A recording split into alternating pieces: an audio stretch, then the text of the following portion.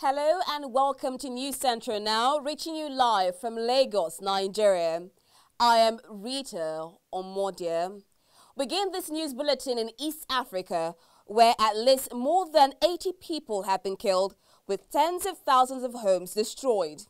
According to spokesman for Sudan's National Council for Civil Defense, a total of 84 people have been killed and 67 others injured in 11 states across Sudan since the beginning of the rainy season. He added that 8,408 houses have also been destroyed and more than 27,200 damaged across Sudan. Torrential rains usually fall in Sudan between June and October, and the country faces severe flooding every year, wrecking properties, infrastructure and crops. The United Nations estimates that heavy rains and floods have affected some 102,000 people since July. And still in the region, Tanzanian police have arrested a Tanzanian national in connection with trafficking 16 illegal Ethiopian migrants. Ulrich Matei, the Mbeya Regional Police Commander, identified the suspect as 30-year-old Johanna Adam, a resident of Kasumulu in the country's Southern Islands district of Kiela in Mbeya region. Matei says the suspect was arrested on Sunday evening as he was ferrying the illegal migrants to South Africa via neighboring Malawi. He says the Ethiopians were being ferried in a vehicle driven by the suspect, adding that most of the Ethiopians are young men aged between 11 and 18 years. We now move to North Africa, where Morocco's Foreign Minister Nasser Bourita says the solution to the crisis in Libya is dependent on December elections scheduled to hold in the North African nation. The foreign minister noted that Morocco was working to open a space for dialogue between the Libyan parties. He added that the crisis in Libya is related to legitimacy and that a solution can only be achieved through respect for Libyan institutions and the Electoral Commission. On his part, UN envoy Kubis stressed the need to hold the elections on the scheduled date of 24th December. Staying in the region, Tunisian President Kais Saied has removed the Minister of Youth, Sports and Professional Integration, CM Ayadi.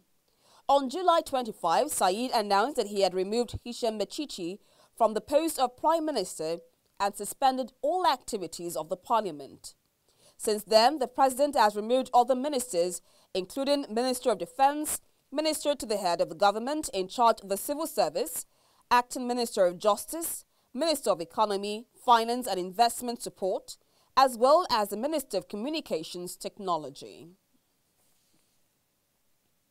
And in West Africa, Guinea's military junta is set to start talks later today in what it describes as an effort to build a consensus on the future of the country.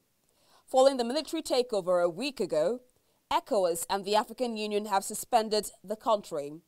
With the threat of economic sanctions looming, Colonel Mamadi Doumbouya and the other coup leaders are under increasing diplomatic pressure. The coup leaders say they will be holding meetings with people from all walks of life over the next 4 days. There will be religious and political leaders and then diplomats and civil society groups. Also, the military junta is also trying to decide what to do with the ousted president, Alpha Condé. It's time for Health Matters now, as the United States government has committed to support Tanzania's efforts in its fight against the COVID-19 pandemic by strengthening management of the pandemic cases in referral hospitals. The support is expected to be channeled through the U.S. Agency for International Development, USAID.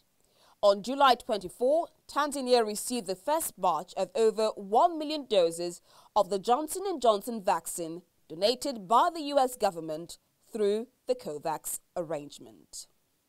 And now in World Wrap, the Director General of the Food and Agriculture Organization of the United Nations, that is the FAO, Hugh Dongyu, called for urgent assistance to help save Afghanistan's next wheat harvest, keep life-sustaining farm animals alive, and avoid a deterioration of the country's already severe humanitarian crisis.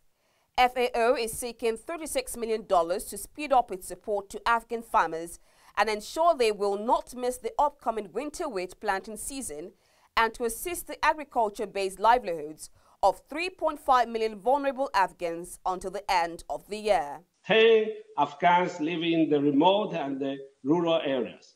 Severe drought, the economic effects of the COVID-19 displacement, food insecurity, and the fast-evolving cash crisis are all pushing rural households to collapse. The unfortunate situation is causing significant new disruptions in terms of availability of cash, credit, labor, marketing, and agricultural input. Strategy Afghanistan's critical winter wheat season, which is about to begin. We need action now. And without urgent, rapid assistance, farmers will miss this crucial planting season, which is just starting. We also don't forget the livestock owners and herders. It takes 3 or 5 years for farmers and herders to recover from the impact of a drought. The collapse of agri-food systems will lead to enormous increase in hunger and malnutrition. Some 70% of Afghans live in rural areas, with millions dependent on agriculture for their livelihood. Over half of an average Afghan's daily caloric intake comes from wheat, most of which is domestically grown. Meanwhile, the IAEA Director General Rafael Mariano Grossi said the agency and Iran managed to rectify the most urgent issue, which was the imminent loss of knowledge, and has a way forward to discuss and resolve outstanding issues. Grossi said his trip was short and constructive, adding that it helped to keep process in the right direction. He said there was a major communication breakdown prior to the visit, which has since been resolved. The IAEA chief said the Iran granted permission to IAEA inspectors to service equipment, which will allow the agency to keep the information needed to maintain continuity of knowledge without any gaps, which will be needed once an agreement is reached at the JCPOA level. I think we managed to rectify the most urgent issue, which was the imminent loss of knowledge that we were confronted with until yesterday. Now we have a solution. Let me repeat, this is very important. This is going to allow us to ensure continuity of knowledge about the inventory, the production of heavy water, rotors, bellows, for centrifuges, uranium ore concentrate, very important things that would have been lost. Now this ability to continue to count on this has been restored.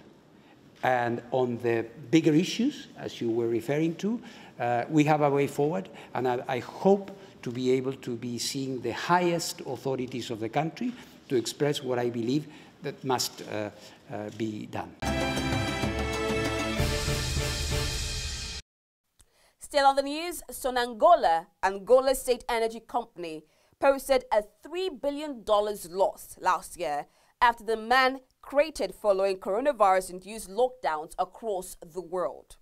The loss for Africa's second biggest oil producer is the biggest in at least 10 years, compared with a net income of $125 million in 2019. The company had a drastic reduction in revenue from sales of crude oil.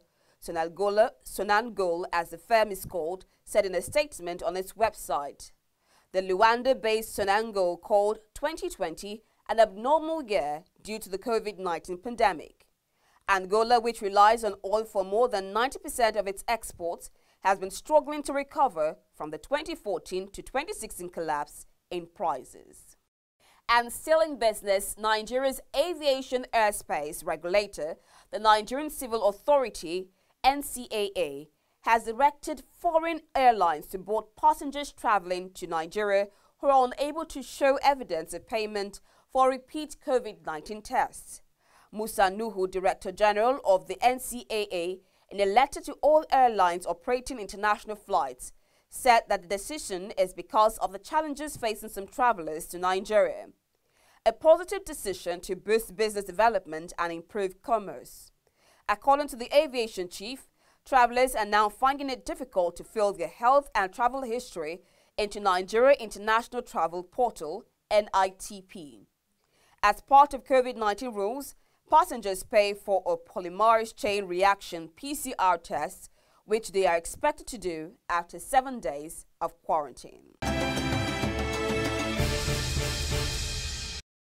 And now in the world of sports, Ghana's Football Association, GFA, has announced that its executive council had terminated the contract of Black Stars coach Charles C.K. Akono and his two assistants with immediate effect. Akono was appointed coach in January 2020 in place of Kwesi Appiah. The move comes a week after Ghana were defeated by South Africa by a lone goal in their second Group G game of World Cup qualifying. The result left the Black Stars third in the group on 3 points after 2 of 6 games, with only the group winners advancing to the next round. They are set to play against Zimbabwe in the next round of 2022 World Cup qualifiers in October. And that's all on the news at this hour. Do follow us on our social media platforms at News Central TV. You can download our mobile app on App Store and Play Store. You can also watch News Central live on Star Times channel 274, Avo TV channel 23, Vision 247, Free TV and YouTube. Many thanks for watching. I am Rita OMODIA.